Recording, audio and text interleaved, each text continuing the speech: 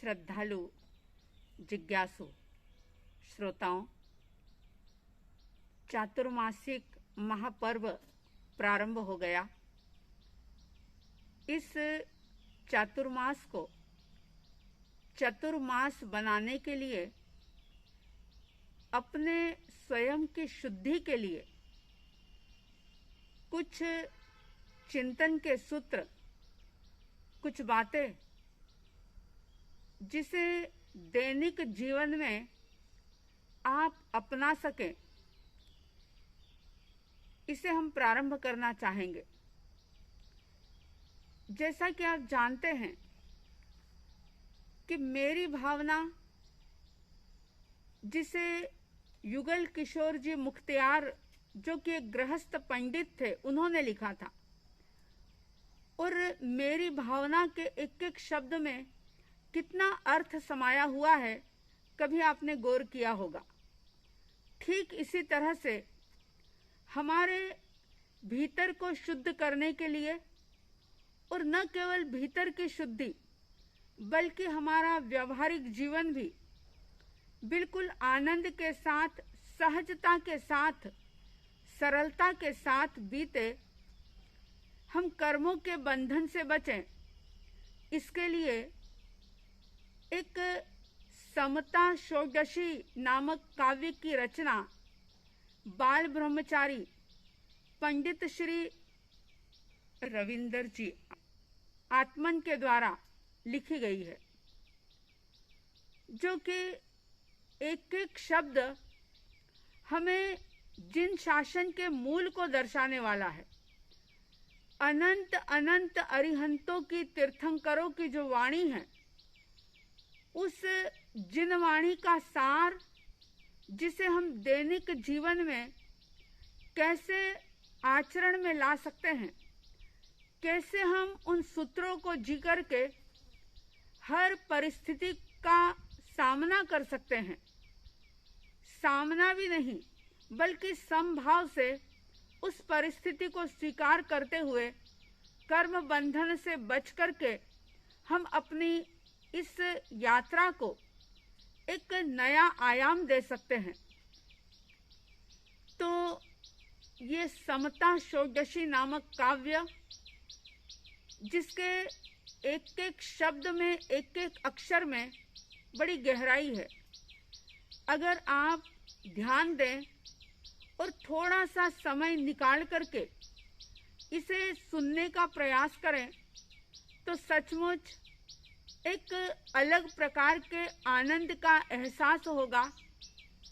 एक ऐसी हिम्मत आएगी भीतर में, एक ऐसा आत्मविश्वास जागेगा कि फिर आप सुख के अंदर बहुत ज़्यादा लीन नहीं बनेंगे, अहंकार से नहीं भरेंगे, और अगर अशुभ कर्म के उदय से जीवन में कोई दुख आया, कोई तकलीफ आई, कोई पीड़ा आई, कोई बीमारी आई, किसी इष्ट व्यक्ति का वियोग हो गया, प्रिय व्यक्ति का साथ छूट गया, ऐसी कोई भी परिस्थिति, कोई भी सिचुएशन अगर हमारे सामने आई, तो बिना आर्त ध्यान के, बिना दुखी हुए उन परिस्थितियों को आप फेस कर सकते हैं।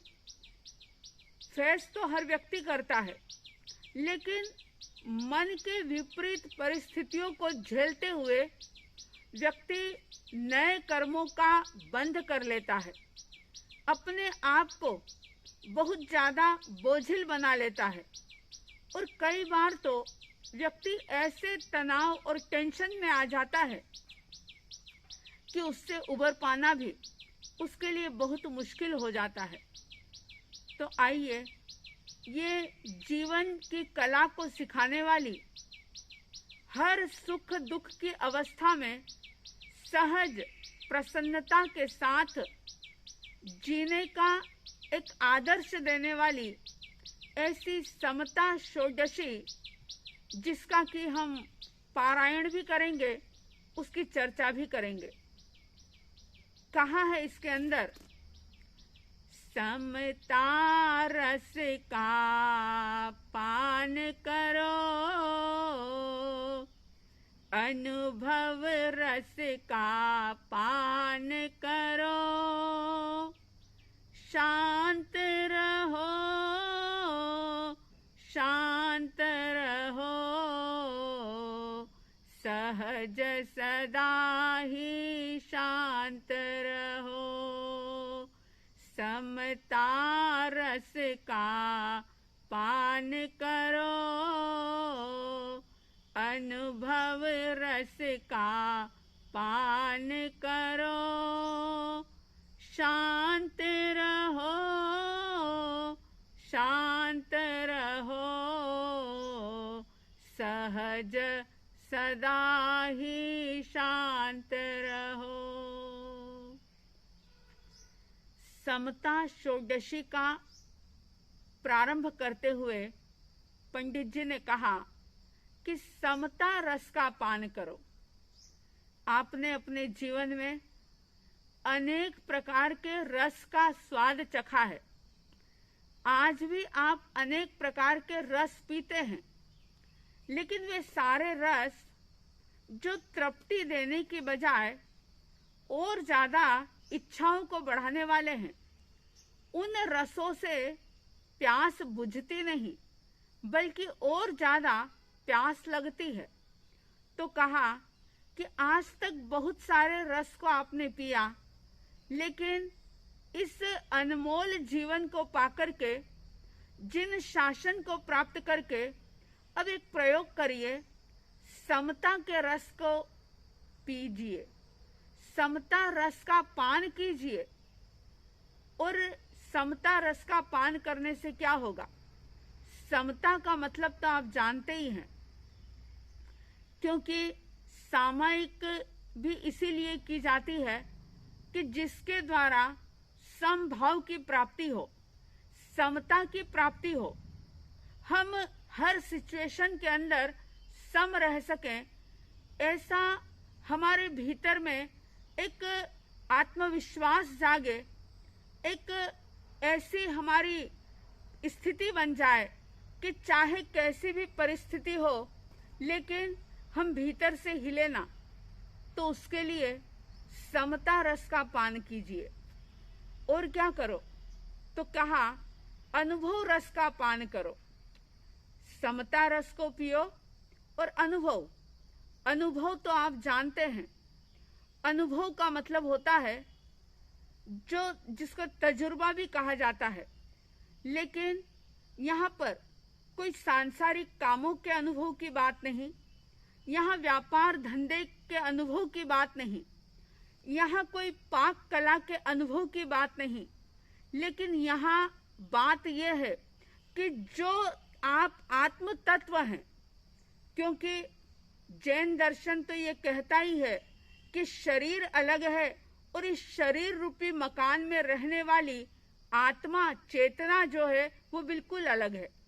जैसे घर अलग है और घर में रहने वाला व्यक्ति अलग है, जैसे गाड़ी अलग है और गाड़ी को चलाने वाला ड्राइवर अलग है।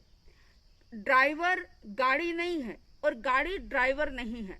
जैसे दोनों बिल्कुल जुदा हैं, अलग हैं, ठीक इसी प्रकार से ये शरीर अलग है और इस शरीर के अंदर विराजमान चैतन्य ज्योति जो है वो बिल्कुल अलग है। तो उसका अनुभव कीजिए और उस अनुभव को, क्योंकि ज्ञानियों के द्वारा कही गई बात, ऋषि मुनियों के द्वारा कही गई बात हमने सुन तो ली, उस पर विश्वास भी कर लिया, लेकिन सिर्फ विश्वास करने से भी नैया पार नहीं होगी जब तक कि खुद उसका अनुभव नहीं करेंगे। तो बार बार ये चिंतन जागे कि मैं शरीर नहीं, मैं आत्मा हूं। अगर शरीर के स्तर पर आप और हम जीते हैं तो पल में दुखी पल में सुखी, कोई भी व्यक्ति हमें दुखी कर सकता है, कोई भी व्यक्ति हमें सुखी कर सकता है। यानी कि अपने जीवन का रिमोट दूसरों के हाथ में सौंप देना, ये तो बड़ी अज्ञानता भरी बात है। लेकिन जब अनुभव हो जाता है, जब हम आत्म स्तर पर जीने लग जाते हैं, जब हमें ये एहसास होने लग जाता है कि ये शरीर जो कि बदलने वाला है, परिवर्तनशील है, और इस शरीर के अंदर विराजमान मैं आत्म तत्व अनंत ज्ञान गुण से संपन्न, अनंत शक्ति से युक्त और अनंत आनंद का मालिक, अनंत अनंत गुणों के वैभव से मैं संपन्न हूं। जब इस चीज का अनुभव होता है, यानी इस अनुभव के रस को जब व्यक्ति पीता है, तो फिर वो हर स्थिति के अंदर शांत रह सकता है। और ज्ञानी यही बात कहते हैं कि शांत रहो, शांत रहो, शांत रहो, सहज सदा ही शांत रहो। सिर्फ सामयिक करते समय नहीं, सिर्फ पूजा पाठ करते समय ही नहीं, सिर्फ स्वाध्याय करते समय शांत नहीं रहना है, बल्कि सहज रूप से सदा ही यानी हमेशा ही शांत रहो। अब शांत कैसे रहा जाता है, इसकी बात भी हम आगे करेंगे, लेकिन आज सिर्फ ये समता षोडशी का प्रारंभ, जिसकी 2 लाइनें अगर आप याद कर सकें और इसको गुनगुनाते रहें, सचमुच आपको बहुत एनर्जी मिलेगी, बहुत इससे लाभ मिलेगा। एक जीवन में अलग प्रकार का उल्लास भरा वातावरण आप अनुभव करेंगे। तो इस बात को बार बार सुने। समता रस का पान करो, अनुभव रस का पान करो, शांत रहो, शांत रहो, सहज सदा ही शांत रहो।